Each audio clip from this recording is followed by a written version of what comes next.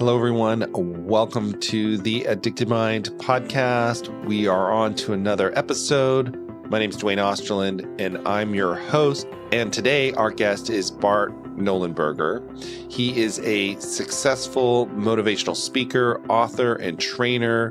He has taught sales and leadership for some of the top companies in the world, including Ford Motor Company, Toyota USA, and some of the largest auto dealership groups. Bart is a successful motivational speaker, author, and trainer, but his real passion is about recovery and living life in recovery. And in this episode, Bart shares his journey of moving from someone who was self-absorbed in his addiction to a person who is truly about giving and surrendering the self. He is author of the upcoming book, Keep the Change, and also the host of the Keep the Change podcast, where he shares his personal experience, wisdom, personal development, and spirituality in an authentic way to spark change in others. If you are enjoying the podcast, please rate and review us or leave a review on iTunes or Google Play or wherever you get your podcast. That really does help people find the podcast, and I really appreciate it. And I do read the reviews, and they do mean a lot to me. So for all the people that have taken the time to do that, thank you so much. And think about joining our Facebook group. Just go to Facebook, type in the Addicted Mind podcast, and click join. All right, stay tuned for this episode. All right, everyone, welcome to the Addicted Mind podcast. My guest today is Bart Nollenberger, and he is a recovery coach, leadership expert. And Bart, you're here to share your story and to share your hope and your wisdom. So let's just jump in and start with your story and introduce yourself to us. Hey, thanks, Duane. And, you know, as someone who does a podcast, it's so fun to be on the other side.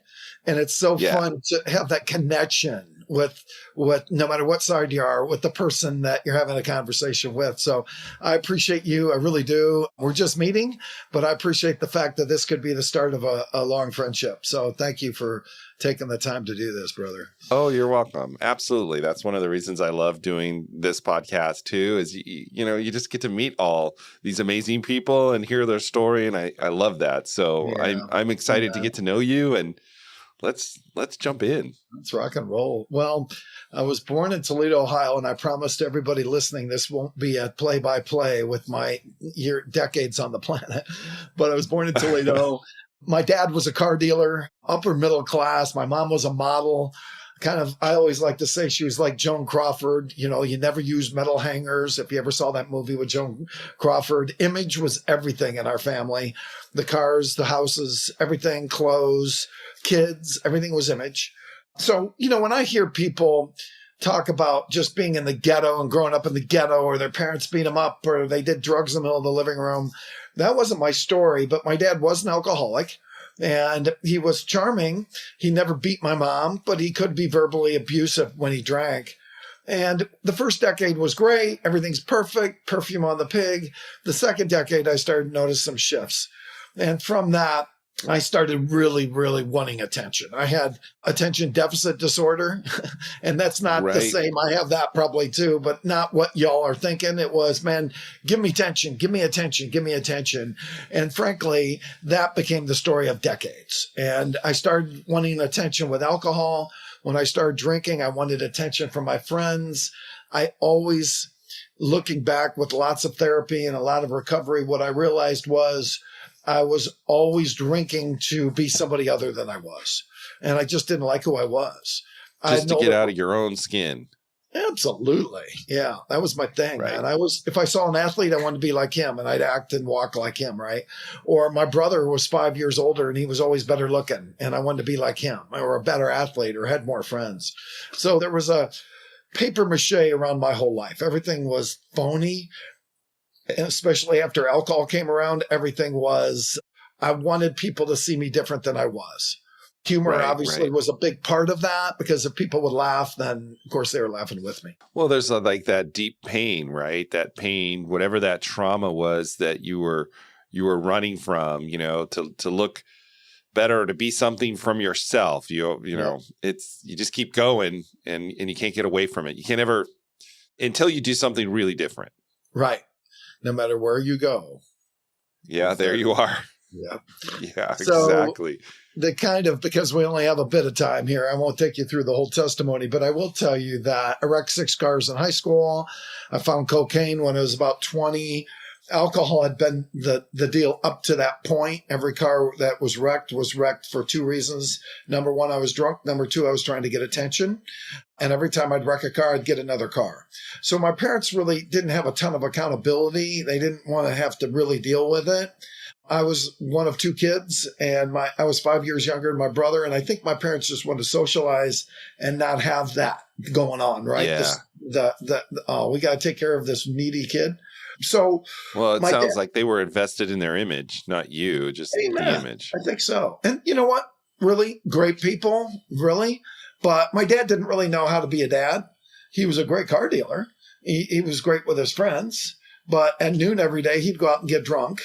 And he'd come home about 5 o'clock. How he got home, I don't know. And then he'd take a 2-hour nap, get up and start it over again.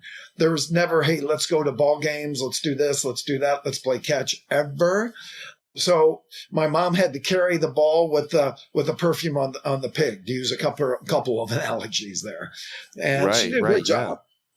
But she wasn't affectionate. And I struggled with that when I was young. It was never, I love you. There was positive, but I really didn't feel connected. Right. So, and what I mean by positive is she never said you're awful or anything like that. There was never any verbal abuse. But I tried out for the basketball team, 7th, 8th grade, 9th grade, 10th grade, whatever it was, all the way to 11th. And I never made the team. And I remember every time coming home and telling them I didn't make it, my mom was always supportive. And yet I always felt less than. And that was my own stuff, right?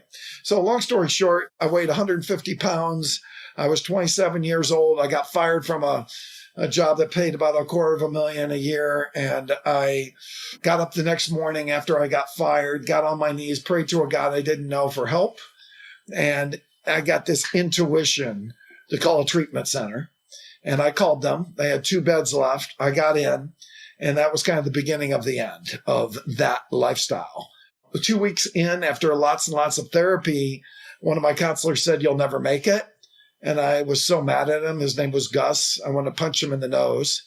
And the next day, I'm in my bathroom at that treatment center, and I reached into my pocket and pulled out a bundle of cocaine that I'd stashed in there, I don't know, 6 months earlier, whatever. It was in one of the shirts I brought. And I opened it up, and I looked at it, and I flushed it down the toilet.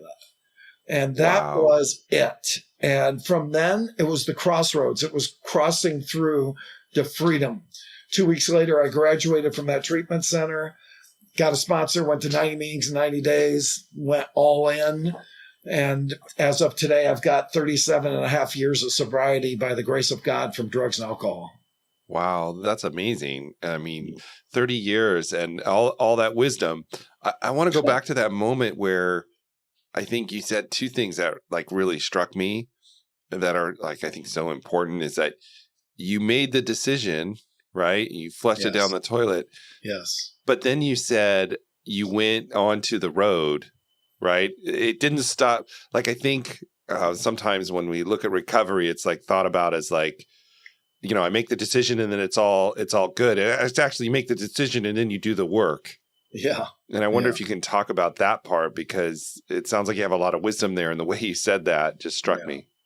Well, it's interesting. There's an ending to this that is not an ending, but it's a current. But I'll take you back to that. In that moment, I didn't know what I didn't know. I wasn't an atheist. I believed in God, but I didn't know who Jesus was. Had no idea. But I knew that I didn't want to be the person I was anymore. I weighed 150 pounds. Today I weigh a svelte 200. And I'm being a little humorous with that. I'm probably more than that. But my point was I lost a ton of weight because of my cocaine abuse and my abusing of my body. But I did what I was told to do. I was obedient to the process and went to a lot of meetings. And yet there was a problem. And the problem was I flipped addictions. And even though I'm clean and sober today, 37 plus years from drugs and alcohol, I was a narcissistic pig at the time. I was a player. I didn't know, I got all because of having a model mom and the image that I grew up with. We had probably 52 mirrors in our house. And I'm being a little facetious, but we had a lot. It was always how you looked. So how I looked always determined who I was, even after sobriety.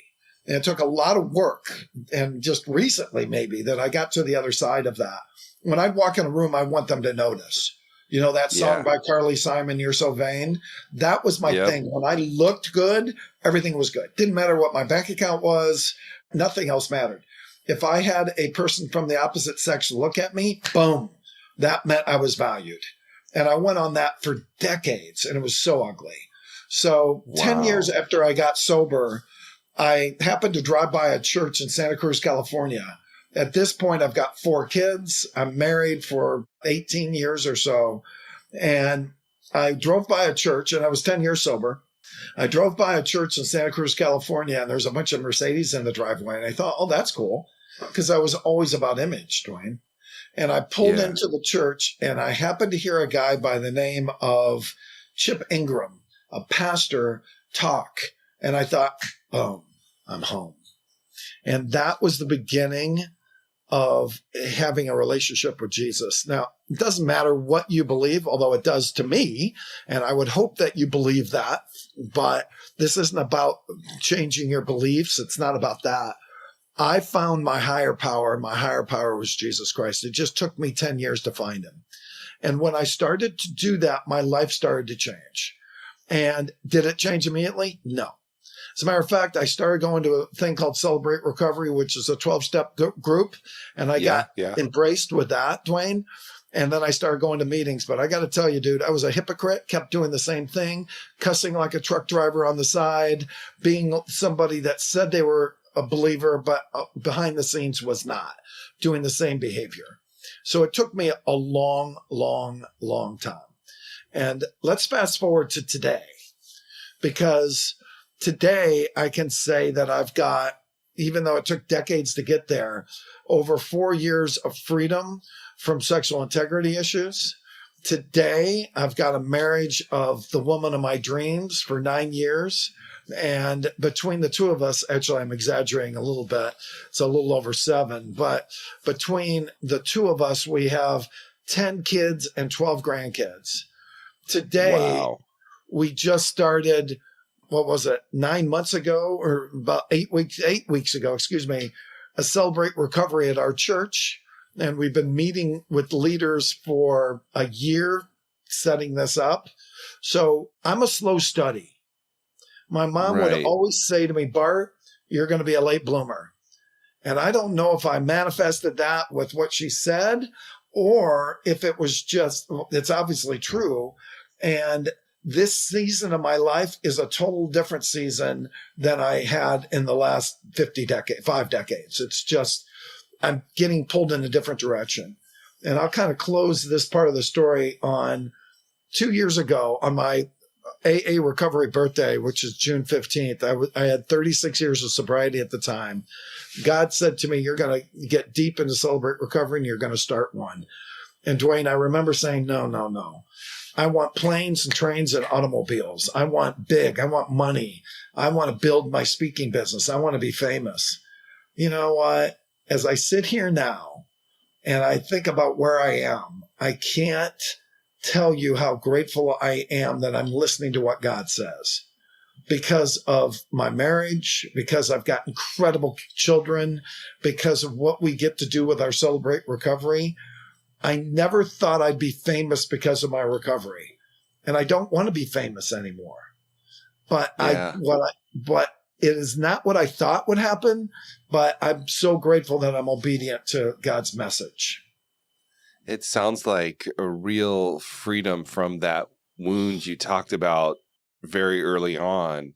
And I love what you talk about and saying, you got out of that narcissism, that self-absorption, and especially the male sexual entitlement piece, and looked at that and jumped into that to be like a better man. Yeah.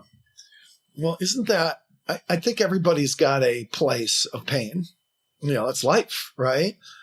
And we also hopefully have a place of peace. And I think we want to get to that place of peace, but just because we have peace doesn't mean we don't have pain. It just means I think we're more accepting of the pain and we know how to handle it better. So for me, I had to get to that self-absorbed, die to self, die to Bart, die to look at me place, and get to the place where it has nothing to do with me. And I think I've mentioned a couple of times as you and I have hung out about the word pride. I'm proud of this or proud of that. That's BS. I didn't say right, it, yeah. but it is. It is not me. It is, I am grateful that God's allowed me to walk this path and given me the resources to do it. Every morning since I got sober, I get on my knees and I pray 2 prayers.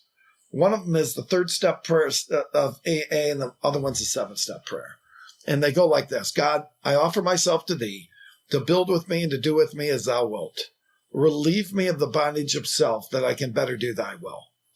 Take away my difficulty, that victory over them may bear witness to those I would help of thy power and thy love and thy way of life. And the 2nd prayer, Duane, is, my Creator, I am now willing that you should have all of me, good and bad. I pray you remove from me every single defect of character which stands in the way of you and my fellows. Grant me strength as I go up from here to do your bidding. Now, obviously, I got those memorized. Dude, you know how many days I'd say those just on as a robot and not internalize it? But I said it over and over and over again for decades. And now that's who I am. Can you talk about how you moved into that process of really, in a way, what I hear is letting go of yourself, letting go of that need for this kind of external validation to give that to your higher power. And in that process, because I think that's such a struggle. It can be so hard when we get caught into that wound of, I don't know, narcissism, selfishness, and we get in that spiral to make that transition and to give it to your higher power, whatever that is, for whatever a person needs to do, how they need to do that. Yeah, and you get it, brother. In the world, they tell us it's all about you, right? In the world on social, it's look at me, look at me, look at me, look at I did. Here's how you get here. And I think what happens, at least it did for me, is that I had big dreams. My dad was very successful monetarily for a while until his drinking started killing his business. But he had trains and big boats, and I mean, not trains. Yeah. He had planes. He had a planes, plane, trains, big boats. Exactly. And he had that lifestyle, right? I frankly haven't had that. I've had a great lifestyle. I raised 4 kids. He only raised 2. But the point is that I made sure the difference between my dad and I is he went for that, and God bless him. But I wanted to make sure that when my kids were born, I was a completely different dad than he was. So I was all in to be a father. If I had a job on a Saturday, and I had been in automotive for years where I had to work on a Saturday, and my kids had a birthday at Disneyland, I made sure that I had that scheduled. I was going to go to that.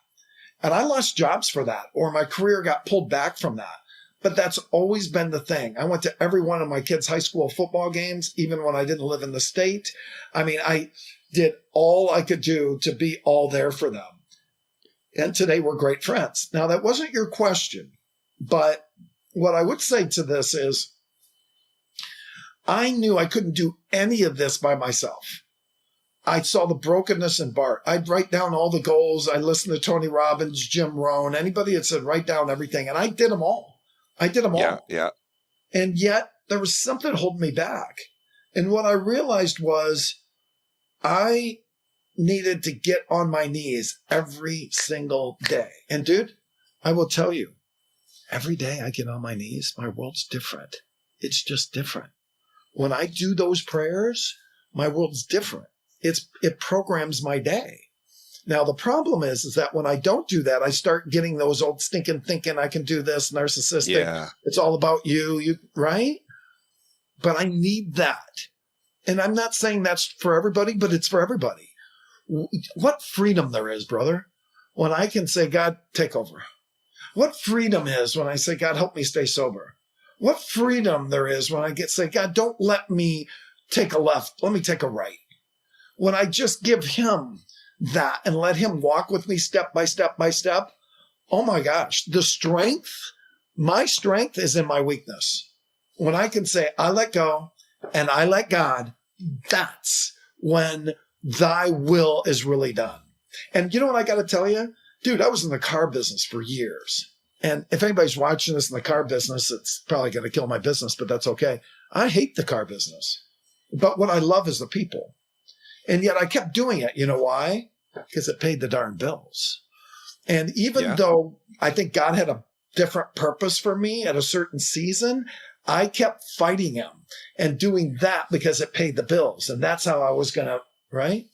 And I find today that that's not where he's taken me. I'll tell you this last thing I was at this meeting called C-Suite for Christ, which is a bunch of Christian businessmen that get together once a month. And I'm in this room hearing this guy talk about doing sales training for other businesses and doing leadership training for all these businesses, kind of like I do. And God, I really felt kind of gave me a little elbow in the ribs. And he said in that moment, see, that's where I'm taking you. I'm not taking you to the car business. I'm taking you away from the car business. And I remember my wife was right next to me and I'm elbowing her and she said, what? Right in the meeting, right? And I said, I'll tell you later. Well, this isn't the first time he said it, but it's the first time I probably paid attention, right? And I can and listen to it. Yes, I can see he's transitioning me with the book coming out, with this podcast that I'm doing, with being on yours, with starting to Celebrate Recovery. Dude, this isn't how I thought I'd be, quote unquote, famous. But this is how I make him famous, and this is how I save lives. And that, I wouldn't change any of it. Really being able to surrender the self and give back to others and give it to them and let go. And I think you make a really important point in that, you know, we have, this is a work in maintenance, you know, that as human beings, we always have the potential to go to our own darkness, however you want to name that, the not good part of ourselves, and that it's something that we continually have to look at and monitor and work towards being our best selves. Yeah. And for me, it's constant. It's ceaseless. It's a communication with my higher power always. I mean, I have to. When I don't, maybe you can relate to this, but sometimes I'll do things and put I have blinders on that are coming on the side of my face, and I do something and I think, oh, God won't see this, right? It's okay, I can do this because nobody's here and God won't see it. Well, that's silly, right? And the point of that is in those moments, there's got to be, whoops, stop. God, please help me. Help me, help me, help me. And I don't know about you, man. You're probably a lot more stable than I am, but there's moments, even through this journey. Maybe at times, but not all the time. There's moments when I just have to, and for me, again, as a Christian, as a believer, you'll find that I've got family members that aren't believers necessarily, but they all have the same heart of love, right? So again, whether you're listening and whatever your religion is, it's not about religion. It's about love. It's about servitude. That's what this is about. So when I say Jesus is love. The whole story of Jesus is about love. Didn't mean he wasn't tough, but he was love. Right. So my point of that is I need him, man, and I need his love. And there's moments where I've just sat there and I've put the book on my heart and I just said, God, please help me. And I let that moment just meditate on that. Nothing in particular. Just God, please help me. God, please help me. God, please help me over and over and over again. And it might be an hour. And then I walk out of there and I'm ready to take on whatever I'm supposed to take on. Right? Right. And just like giving weakness. It up to your higher power, to whatever that is, for however that looks for every individual, just being able to give it to that I guess the best word is higher power, that bigger source, whatever you want to call that, and return to being able to give back and give it to others. And then, in a way, I think that helps us surrender ourselves. We don't get caught up in our own stuff. One question I wanted to ask you is a little bit, you had mentioned about men in recovery and integrity in that way. And I wanted to talk to you more about that. As a man in our culture and all the things that men go through, I think for men, there's some disadvantages. In our culture, we're taught not to share. We're taught to be not emotional. We're taught to live in this man box, and it doesn't really help us a lot. And I wondered if you can talk to that and your experience of going through that stuff and working through that. There's a lot of doors in there, right? Yeah. I mean, if you think about, we are taught to be strong. We're taught to, depending on who you listen to be the leader of the home. And we think that means that we put an iron fist down. And, I certainly don't have a man card that what I say goes, right? I just have an experience of what I've done wrong, and I make sure I don't do it anymore. And it first started with me, my first time in my life when I got out of self, when I cared about others more than me, was my daughter. When Tiffany was born, it was actually 6 months before I went into rehab. And I will tell you that I believe I had actually seen a buddy of mine who I had partied with about 8 months earlier. And he looked great. And I said, what the heck happened to you? Because he looked good, right? And he said, I went into rehab. And I said, no way. Why? He said, because I was a mess. Now I was too, but I was in pure denial. Right. And he said, I said, where'd you go? Kind of like just having a conversation, but I was really interested. He said, I went to the Adrian Center in Santa Cruz. And I said, really? Who runs that place? And he gave me a name and a phone number. The next day I called them and I went in. So I really, in my mind, thought I've got to do something, right? And I sat down in front of Reba, who ran the Adrian Center, and I said, I really want help. I think I need help. I think that's how the conversation went. And she said, great, you can come here for 30 days. And I said, that's perfect. I'll come at night after work. I'm kind of a busy guy. She said, no, it doesn't work that way. You got to come 30 days, 24/7. I said, maybe you don't know who I am. I can't do that. And she said, well, then I can't help you here. I said, what are my options? She said, go to AA or NA. And so I said, okay. And I got in the car, and see, I felt personally, I would have never gotten sober for all these years if I hadn't gone to that rehab center. Right? If I just went to meetings, dude, talk about a slow study. It wouldn't have worked as well. So I'm really believing in treatment centers, but I couldn't at that time. So I'm in the car crying like a baby, again, to a God I didn't know yet. And a few months later, Tiffany was born. A few months after that, my boss said, I'm fired. And I think there was almost no doubt in my mind what the next step was. As a matter of fact, when I got fired, I loosened my tie and I thought, now I can get some help. And Tiffany was the first one that I wanted to get help for. I didn't want her to see me like this. And so I went into that rehab. I've since had 3 sons behind her. None of them have seen me drink. They've seen stupid behavior. They've seen narcissism. They've seen anger. They've seen me being not nice at times, but they didn't see me drink. My point was, my kids have allowed me to give away myself, little by little by little by little. So they taught me, I think, because I had a lot of them, what it meant to be selfless and to serve them. Now, I was lousy at marriages, and I'm not proud of that, but I was, again, because of my narcissistic behavior. But I can say today I am all in to be the husband I need to be, but it started with being a good parent for me. It didn't start with me honoring my wife at the time. It started with me serving my kids and being there for them all the time. And today they will tell you we're great friends because of that. And that allowed me, when God said, serve others, I knew how to do that, right?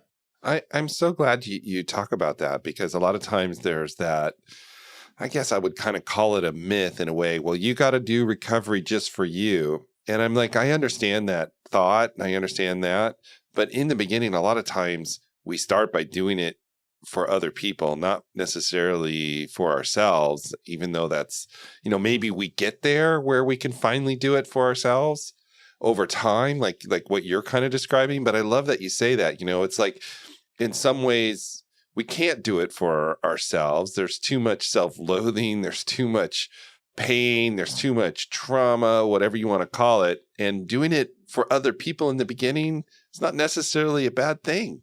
And it could be the motivation to start us on the journey.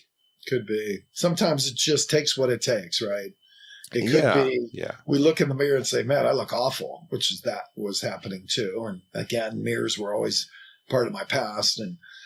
But, I don't think consciously I thought I'm going to do this for Tiffany, but I adored her. And I didn't do it for her mom. I did do it for me. But I didn't know what that meant. When I went into rehab, I thought I was a cocaine addict because I was using, $3 to $5 grand a month in cocaine every month. I didn't think I was an alcoholic, even though I wrecked 6 cars in high school. It never even occurred to me. And yet, after I got out, they said no more of any of it. And as I got more mature and less and really started getting self-integrity and started getting humility, I started realizing this is bigger than me. I knew that I needed to get help. I saw myself differently than the way I was acting. And I think it was more, Duane, on a subconscious level that I didn't think I was going in for Tiffany, but I will also tell you that there was a moment in time when she was just a baby and I was drunk and she was on my lap. At that time I smoked. There was an ashtray next to me with a crack in it, in the corner of it. And I'm bouncing her on my knee and she slipped off. And she hit her mouth right at the corner of that ashtray. There wasn't a cigarette in it or anything, and it cut her lip. And even though that sounds like just a small thing, it wasn't. It was, I was not in control of anything. I was being irresponsible and I hurt my daughter. It was almost like I cut her myself, right? Yeah. And it was a scar that was there for years through time. My daughter's beautiful. You can't see it now, but it was there for a long time. And I always was reminded that was because of my negligence. Now, I can't tell you, brother, if that's why I went into rehab, but I will tell you that I was at the end of myself. And I will also tell you that my counselor was genius because he said, you're never going to make it. You still have your house. You still have your life. He said, you haven't lost enough. And I remember I got so mad. I thought, I'm going to show that guy. And I remember that almost every day, right? He was a genius. Right. So he really gave you the motivation to say, to hell with you, I'm doing this. And that's what you needed to hear. Yeah. And today with my kids, I had twins that just turned 32 the other day. And my son, one of my twins asked me to officiate his wedding. Give me a break, right? Me? Come on, man. Yeah. Me? Officiate your wedding? And I had the gift to be able to do that. But I think that's like, when they ask you now, it's from your true self, not this facade, Amen. Like when they ask you to officiate the wedding, but it's from the place of the facade, it doesn't really mean anything. But when you're in your true self, your true identity, and someone asks you to do that, it's so meaningful because it's truly you. They're asking you. Yeah. And that's amazing. Gift. It is a gift. I mean, it is. And that's the transformation that my mama was talking about. My mom died at 97 3 years ago.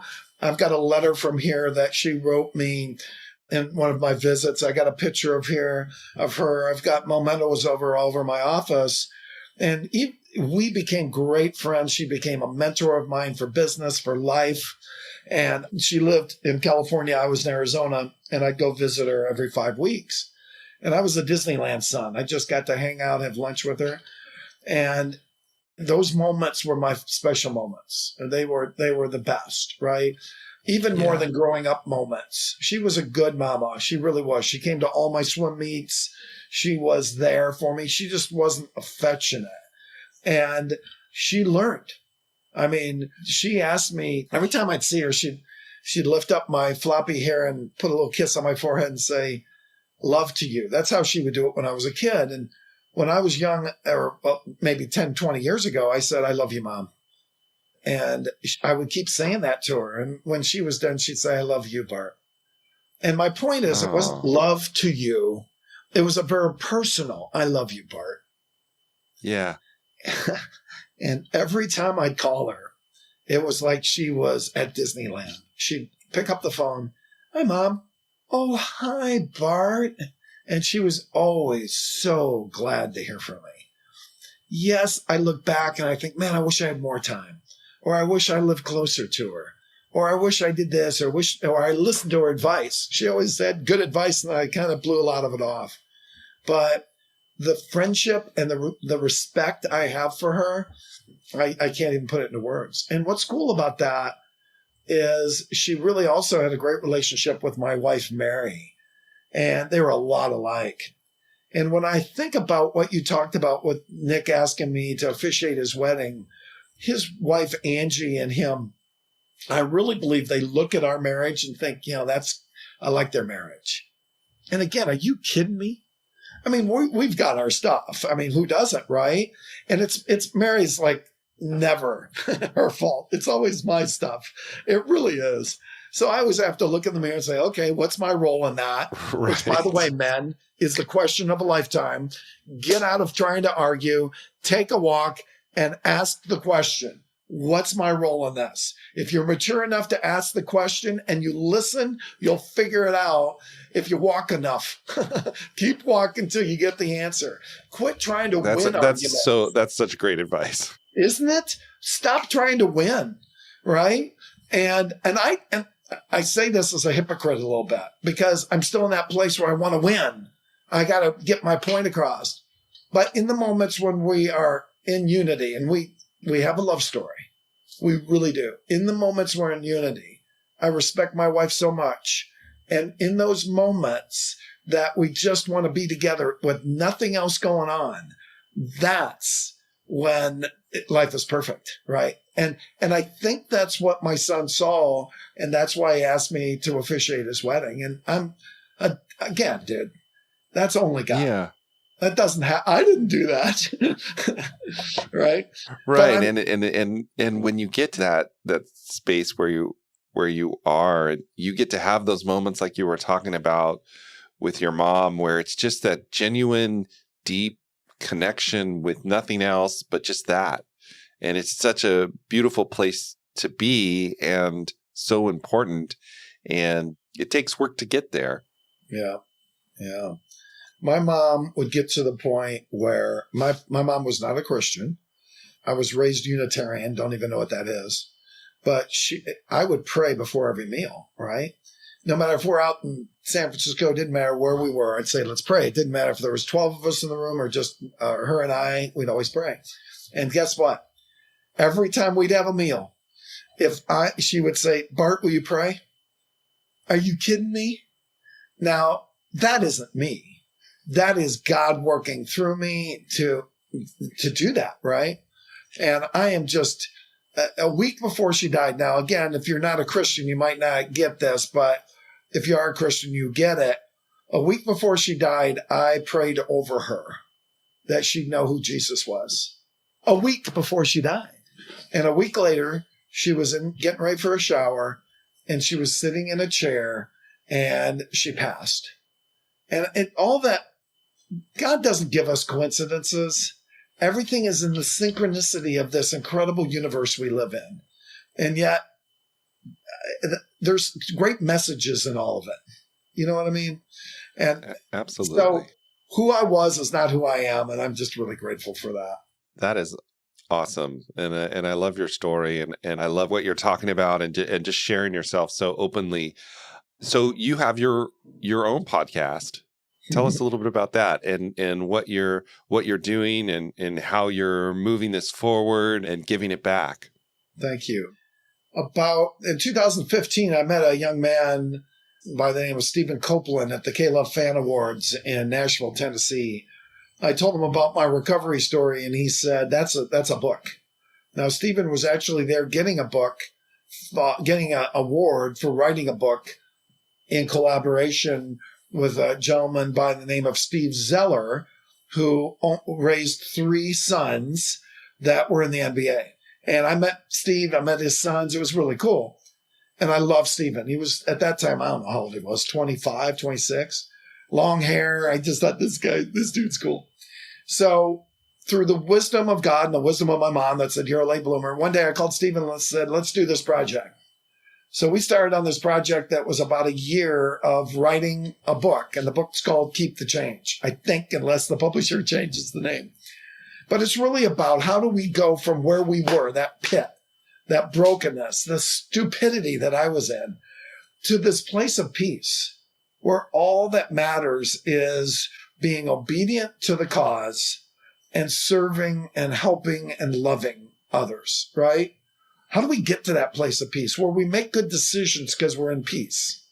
That even if pain comes up, we know we have a strategy to get to the other side of that. And so that was our book, and we got it done. And then I got a publisher by the name of Robert Walker, who has a company called Core. I'd met him in 2015 too. And I sat down with Robert actually on a Zoom call, and he said, let's go. And he took the project on. So the book will be out in about 18 weeks. And it's funny how long it takes to get this whole process done, but I know it's perfect. And in the meantime, he said, who knows you? And I said, I don't know. He says, well, we need to get you known. People need to hear your story. And I had maybe 5,000 Facebook followers, whatever, on Instagram. And he said, I have a publicist for you. And I said, really? He said, yeah, her name is Hannah Grace Walker. And so he said, call her. Well, he just happens to be related to Robert Walker. And I met Hannah, and I'd had somebody that was helping him with marketing before, but I couldn't have a conversation with this person because she would tell me everything really fast. And then I'd hang up and I'd think, what did she just say?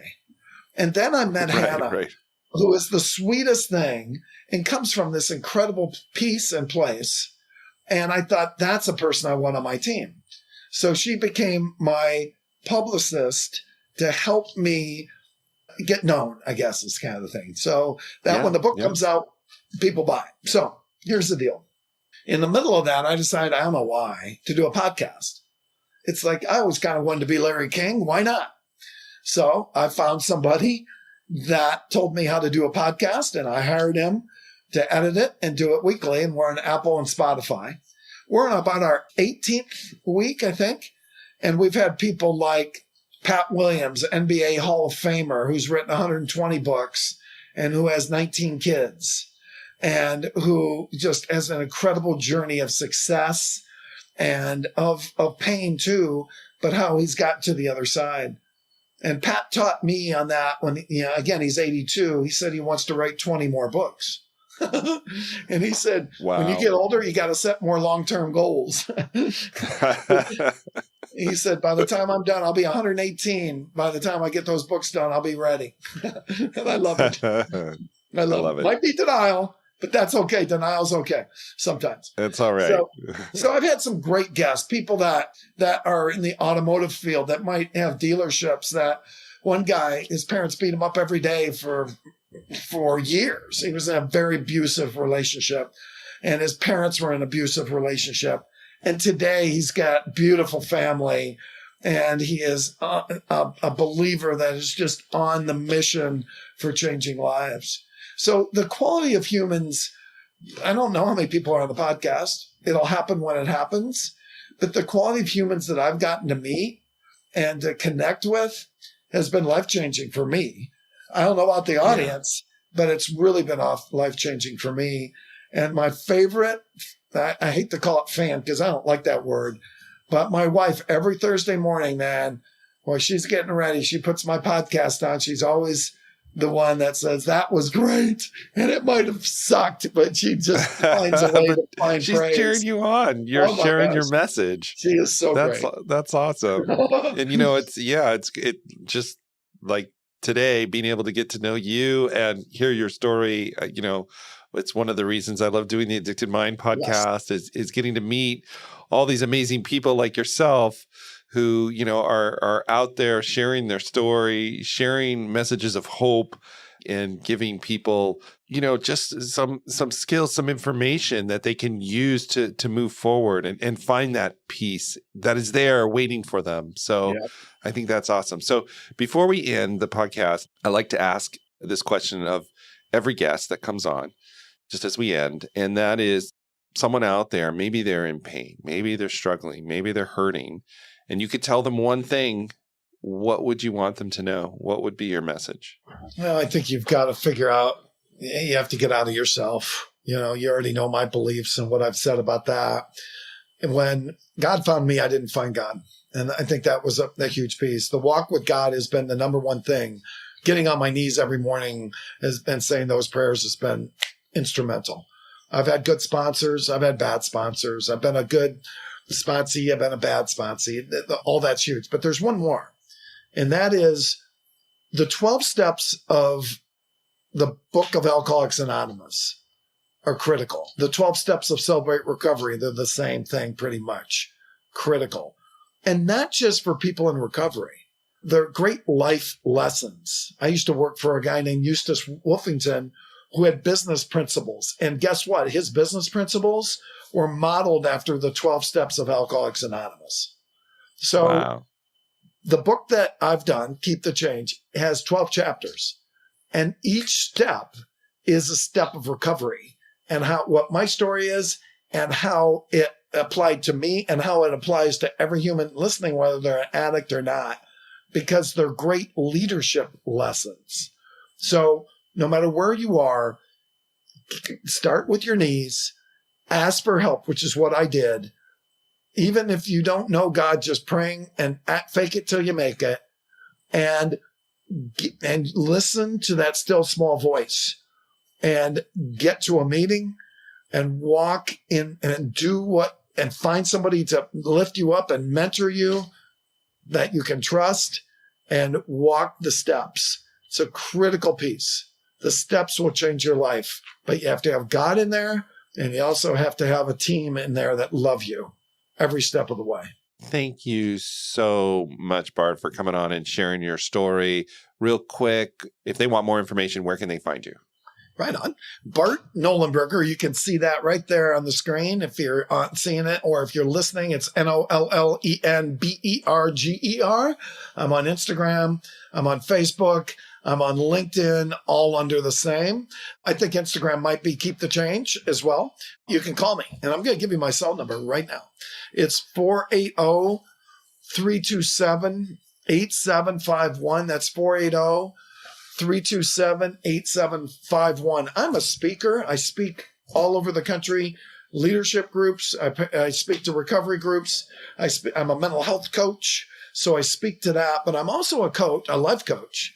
So if you just believe in that, you need somebody to walk you through this, and you just want to talk without any commitment long-term, reach out to me.